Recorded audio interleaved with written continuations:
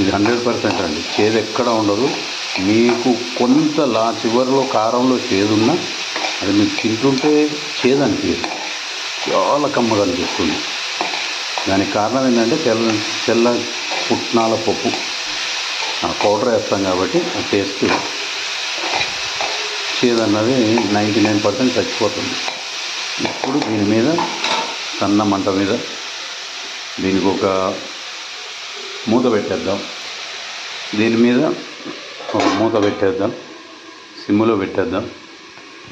కనీసం లేదంటే ఒక 20 మినిట్స్ అన్నా ఇది కుక్ అవుతుందండి. మొత్తం కంప్లీట్ కావాలంటే 20 మినిట్స్ తర్వాతే అది మొత్తం దగ్గరకు వచ్చి చిన్నగా అయిపోతుంది. అది పిడిగడవుద్ది. అది మొత్తం కూర చూడండి ఎంత ఉంది, గిన్నె నిండా ఉంది కదా, చూడండి చివరికి ఎంత అవుతుందో. అప్పుడు మనం కారం తగినంత, పసుపు, ఇంకా కొద్దిగా ఉప్పు, నెక్స్ట్ చివరిలో ఇందులో వేయాల్సింది ఏంటంటే అంతా అయిపోయిన తర్వాత తెల్ల పుట్నాల పొడి, అది మర్చిపోకండి. ఇది ఒక 20 నిమిషాలు ఉడకనిద్దాం. మనం ఇలా మూత పెట్టి ఉంచుతాం కాబట్టి అప్పుడప్పుడు మధ్యలో కొద్దిగా ఇలా కలుపుతూ ఉండండి. ఎందుకంటే ఉప్పు వేసాం కాబట్టి నీరు ఊరుతుంది. ఆ ఊరిన నీరు ఇక్కడే మళ్ళీ ఆవిరైపోతుంది, అందులోనే ఉండిపోతుంది. కాబట్టి దీన్ని కంపల్సరీగా అప్పుడప్పుడు కలుపుతుండండి. ఇంకా ఏమీ వేయలేదు, జస్ట్ ఉప్పు ఒకటే వేసాం మనం.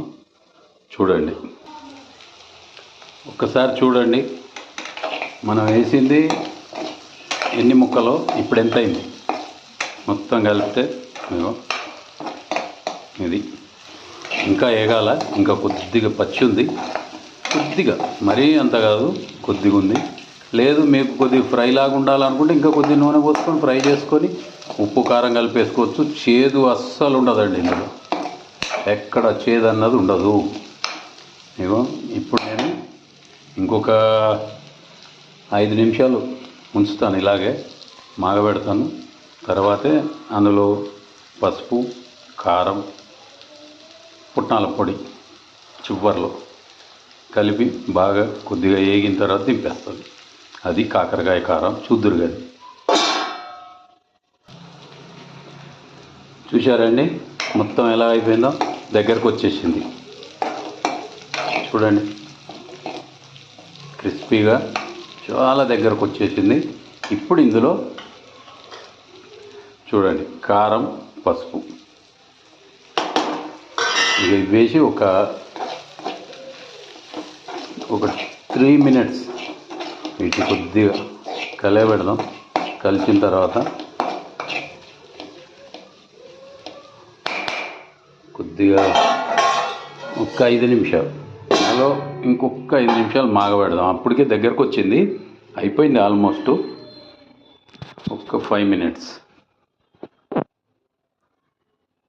సన్న మంట అండి. చూడండి సన్న మంట మీదనే మొత్తం చేదు మొత్తం వెళ్ళిపోయిందండి. ఇప్పుడు చేదు లేదు.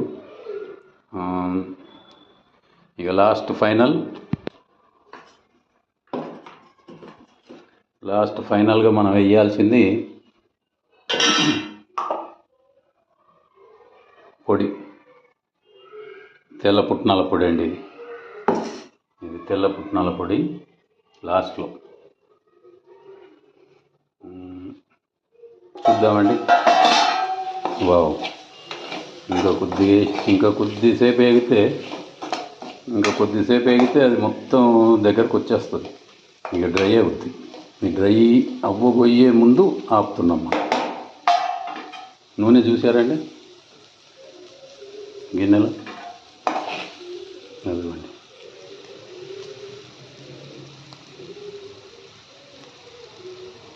ఎంపడుతుందా నూనె ఎక్కువ పడుతుంది.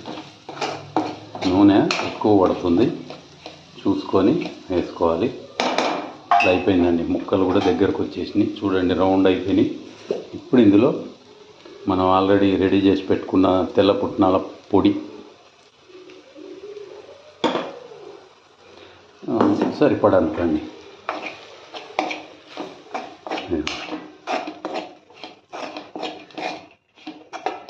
సన్న మంట మీదేనండి. దీన్ని మంట ఏం పెంచాల్సిన అవసరం లేదు. ఇదే మంట. ఇందులో నుంచి నూనె మొత్తం బయటకు వచ్చుద్ది. ఇప్పుడే కదా వేసాం పొడి.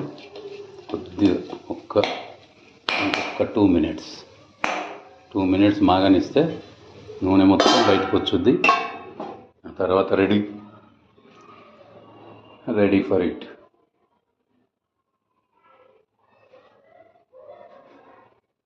ఇంకో 2 నిమిషాల తర్వాత మళ్ళీ అది సౌండ్ వస్తుంది.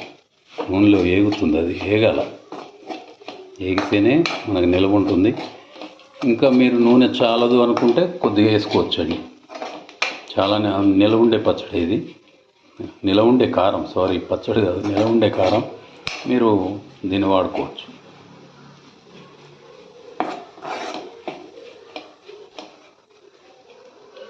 నేను సరిపోతుంది అనుకుంటున్నాను. అయినా కొద్దిగా పోస్తాను నూనె. ఎందుకంటే దాని నూనె కొద్దిగా తగ్గినట్టు అనిపించింది. అందుకే నూనె వేసాను. పౌడర్ వేసాం కదా. పౌడర్ కూడా మీకు సాలైనంత కలుపుకోవచ్చండి. ఎందుకంటే అది వేగిన కొద్దీ ముక్కలకి అతుక్కుపోతుంది. మంచి టేస్ట్. అస్సలు చేతి తీయాల్సిన పనే లేదు. హ్యాపీగా తినొచ్చు. కాకరకాయని చేతి తీయకుండా చేసే కారం ఇది. నలభీముని వంటకం, మగవాళ్ళ వంటకం. నేను ఇంకా కొద్దిగా వేసుకుంటాను. ఎందుకంటే ముక్కలు పొడి పొడిగా కనపడుతున్నాయి. కొద్దిగా